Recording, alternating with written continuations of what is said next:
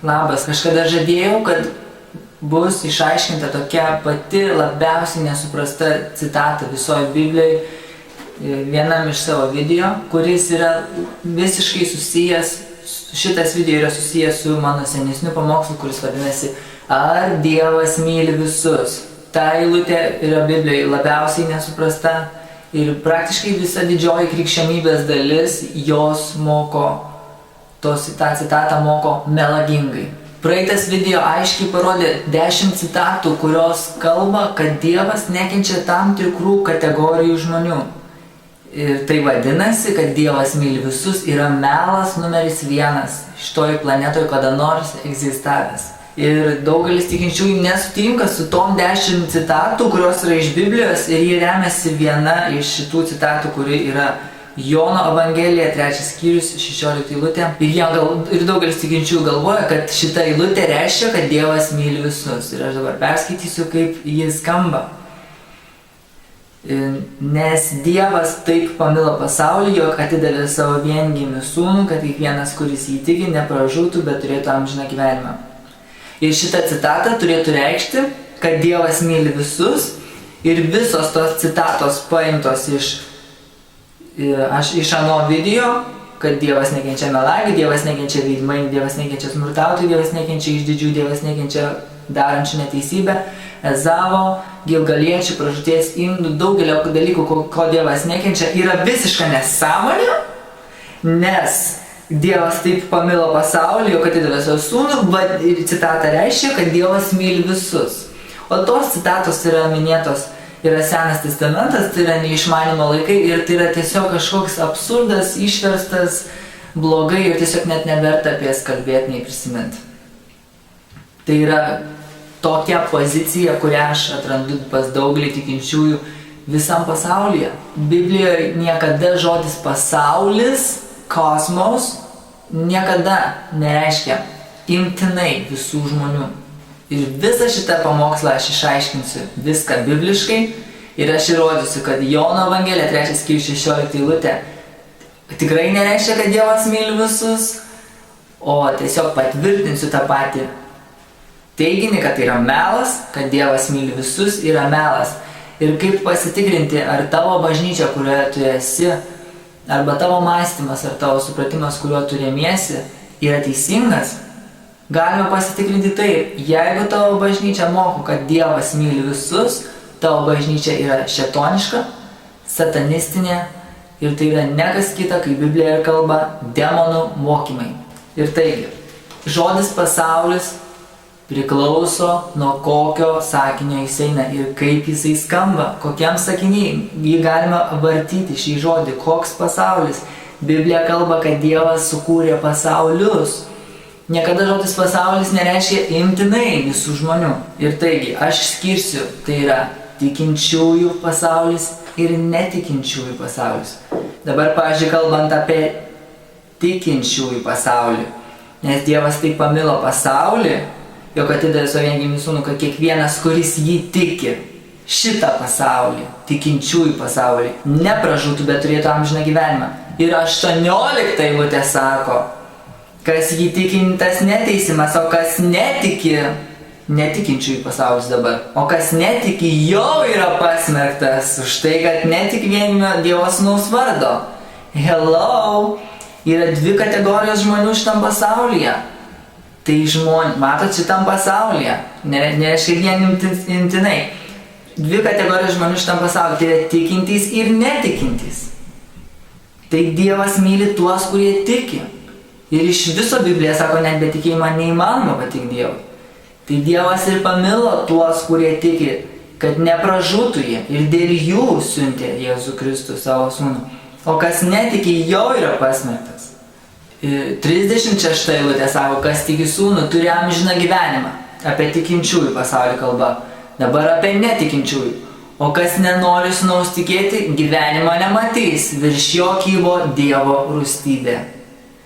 Ne, čia nekalba, kad Dievo meilė virš jo kybo. Dievo rūstybė virš jo kybo, vadinasi, tas žmogus yra pakeliui į pragarą. Ta pati Jono Evangelija kitam skyriuje sako, Jėzus kalbėjo, aš meldžiu už juos, turiu omeny savo pasekėjus. Ne už pasaulį meldžiu, bet už tavo man pavestuosius. Jėzus neprašė savo tėvą už pasaulį. Jis nesakė, oi tėve, aš noriu, kad visas pasaulis būtų išgelbėtas. Tikrai ne, to nebuvo, nes netoks Dievo planas yra, kad jisai kažką gelbėtų, jeigu jis to nenumatęs gelbėti. Dabar aš cituosiu vien citatas, kurios kalba apie pasaulį, žodį pasaulį, kuris reiškia netikinčių pasaulį, bedievių pasaulį, pražuvusi pasaulį. Ir štai viena eilutė, jei pasaulis jūsų nekenčia, žinokite, kad manęs jis nekentė pirmiau negu jūsų. Koks pasaulis? Tikinčiųjų pasaulis manęs nekenčia. Ir aš turiu nesistebėti. Ne, netikinčiųjų pasaulis. Kai taip ir yra vienas iš persekiojimo ženklų, kad Dievo tarnų šitas pasaulis nekęstų. Ir sako, jei pasaulis jūsų nekenčia. Toliau sako, jei jūs būtumėte pasaulio, jis mylėtų jūs kaip savuosius, kadangi jūs ne pasaulio, bet aš jūs iš pasaulio išskyriau, todėl jis jūsų nekenčia. Dievo tarnai yra išskirti iš pasaulio. Aš ir pasaulis, mes vienas ir tas pats, tikrai ne. Dabar, pavyzdžiui, kita citata, kuri kalba apie pasaulį kaip vėl apie tikinčiųjų pasaulį. Kitą dieną Jonas, matydamas pas jį ateinantį Jėzų, prabilo, štai Dievo avinėlis, kuris naikina pasaulio nuodėmę. Jau buvo kalba apie tikinčiųjų pasaulį. Nes jeigu mes norim sakyti, kad visą pasaulį, tai kodėl tada visas pasaulis yra nuodėmingas ir jis eina į pragarą?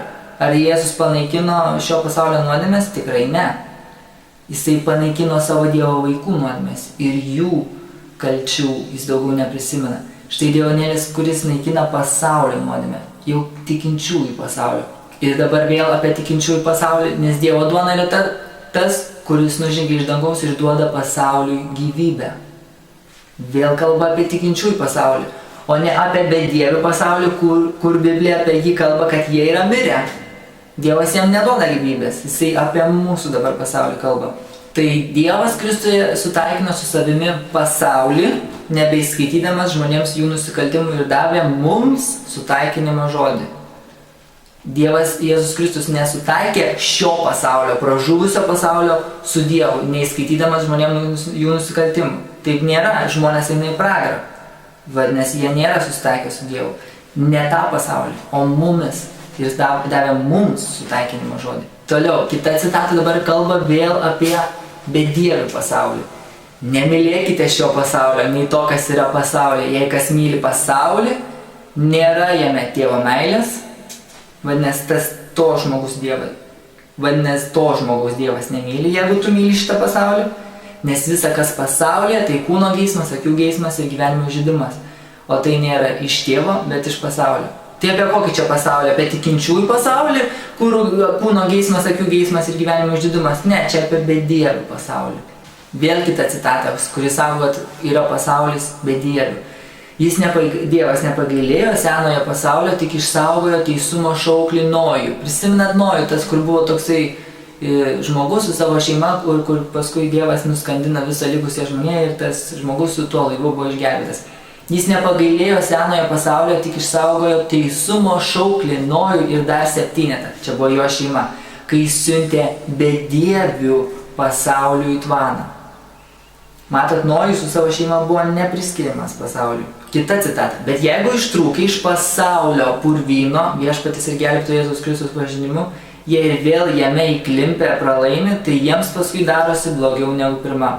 Dar keletas citatų. Aš jums tai kalbėjau, kad manyje turėtumėte ramybę. Pasaulyje jūs turėsite priespaudą. Kokiam? Tikinčiųjų pasaulyje? Ne, bedievių pasaulyje turėsite priespaudą. Bet būkite drąsūs, aš nugalėjau pasaulį. Matot, Dievas čia kalbėjo, Jėzus jis pats išskiria pasaulį nuo jūsų, jisai atriboja. Kadangi pasaulis išmintimi nepažino Dievo pagal jų išmintį, tai Dievui patiko skelbimo kvailumu išgelbėti tuos, kurie tiki. Dievas visada mylėjo tuos žmonės, kurie tiki juo. O mes gavome ne pasaulio dvasią, bet dvasią iš Dievo, kad suvoktume, kas mums dovanota. Jums rašiau savo laiške, kad nebendrautumėte su ištvirkėliais. Suprantama, ne su visais šio pasaulio ištvirkėliais, gobšais, plėšikais ar starmeldžiais, kas yra katalikai. Nes tada reiktų pasitraukti iš šio pasaulio. Tai čia apie tikinčiųjų pasaulį, tai Biblija gražiai kalba. gobšai, plėšikai, stabmeldžiai. Ne, čia kalba eina apie šį pasaulį. Ir neprisitaikykite prie šio pasaulio, bet pasikeiskite atnaujindami savo protą, kad galėtumėte ištirti, kas yra gera, priimtina ir tobula Dievo valia. Jūs esate iš Dievo vaikeliai ir nugalėjote juos, nes tas, kuris jumyse, didesnis už tą, kuris pasaulyje. Čia kalba eina apie šėtoną, kad šėtonas yra pasaulyje ir šėtonas yra šio pasaulio dievaitis. Tyras ir nesuteptas pamaldumas prieš Dievą ir Tėvą yra lankyti našlaičius ir našlės, jų sielvartą ir saugoti save, nesuterštą šiuo pasauliu. Jie yra iš pasaulio, todėl jie kalba kaip iš pasaulio ir pasaulis jų klauso. Todėl toks yra supriešinimas, kad pasaulis niekada nenorės klausyti Dievo žodžio, nes taip kaip mes nenorim klausyti, nei žiūrėti, nei žinot, taip ir jie nenori girdėti mūsų. Tai, ką mes kalbam. Nes Dievas padaręs yra tą supriešinimą, kad jie netikėtų ir neklausytų. Ir po to jie bus kalti, kodėl jie neklausė evangelistų kanalo. Jie yra iš pasaulio, todėl kalba kaip iš pasaulio ir pasaulis jų klauso. Mes esame iš Dievo. Kas pažįsta Dievą, tas mūsų klauso. O kas ne iš Dievo, mūsų neklauso. Iš to pažįstame tiesos dvasią ir klaidos dvasią.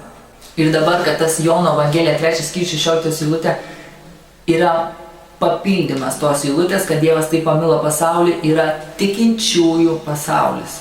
Ir jinai skamba taip.